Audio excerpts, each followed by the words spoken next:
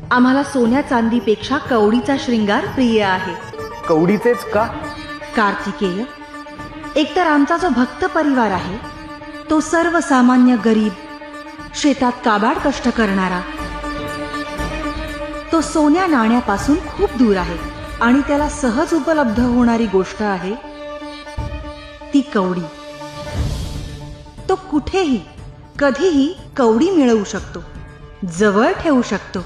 अशा आमच्या भक्तास कोणत्याही प्रकारचा त्रास होऊ नये म्हणून आम्ही कवडीत निवास केला. साधा भोळा भक्त आणि आमच्यात जो अदृश्य सेतू आहे तो आहे कवडी. असं आहे तर. म्हणजे बघा, भक्तीने जसा परमार्थ साध्य करता येतो तसेच साध्या कवडीने आम्हाला साध्य करता येतं.